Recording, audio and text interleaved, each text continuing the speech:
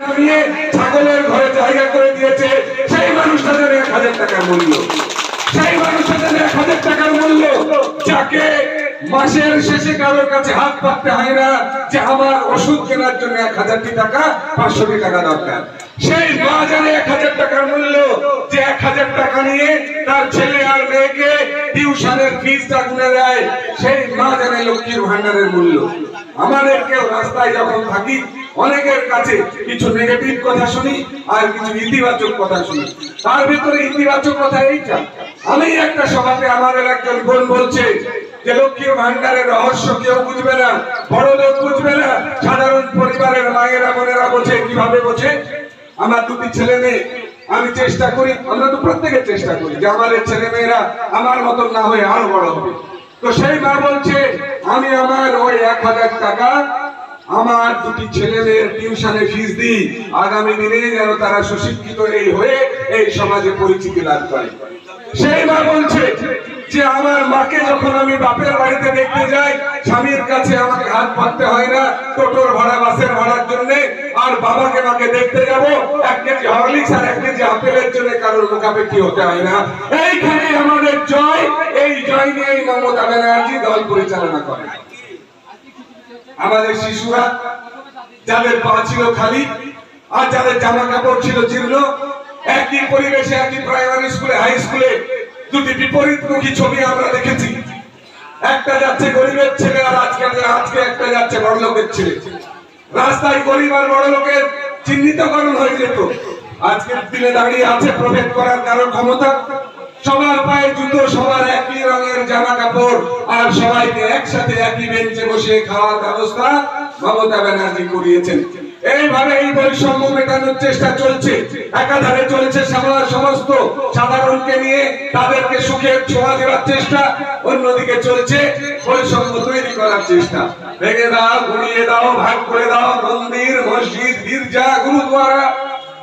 আমরা এখানে অনেকে বসে আছি, সবাই বসে আছি, আমাদের কেউ কারোর নাম, আমি কে, সুলেখা কি, হাবিব কে জানার প্রয়োজন হচ্ছে না।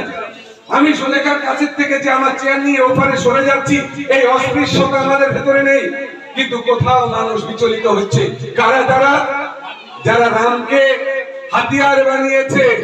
আর এই রাম হবে প্রশান্তির নাম, রাম হবে কীর্তনের সংলাপ, রাম হবে আমাদের দেবতার ছবি থাকবে বুকে আটা।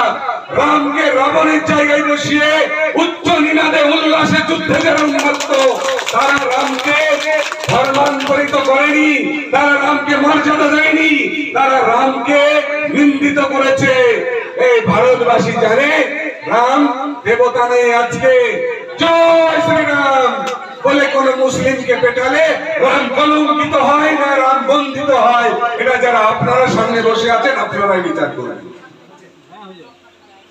রাম তো এই নিদান আমাদেরকে দেয়নি, রামের জীবন চরিত্র আমাদের পড়া। রাম রাজত্ব ছেড়ে প্রজার বেশে বনবাসে ছিলেন, তার ধর্ম জোর করে নিয়ে গিয়েছিল ভারত, গিয়ে সিংহাসনে রেখেছিলেন। আমরা তো সেই রাম, সেই রামের বন্দনা, সেই রামের গল্প জানি, যে রাম অন্ততপক্ষে জগতে সত্যকে প্রতিষ্ঠা করবার জন্য জন্মেছিলেন। সেই রামের গল্প জানি যে রাম আমাদেরকে পারস্পরিক শ্রদ্ধার কথা শিখিয়েছেন। আর কোন রামকে দেখছি আমরা? রামকে আড়াল করা হয়েছে, ঢাল করা হয়েছে, আর মানুষের সাথে মানুষকে ভেঙে দেবার গল্প প্রতিনিয়ত এরা চালিয়ে যাচ্ছে। এরা থাকবে না। মানুষের সাথে বদনাম করে, মানুষকে ঘৃণা করে মানুষ থাকতে পারে না। তাই এই আরএসএস, এই শুভেন্দু অভিজিৎ, একটা মানুষ মারা গেলে কি হয়? আমাদের সহানুভূতি হয়, আমরা বলি লোকটা মারা যাচ্ছে।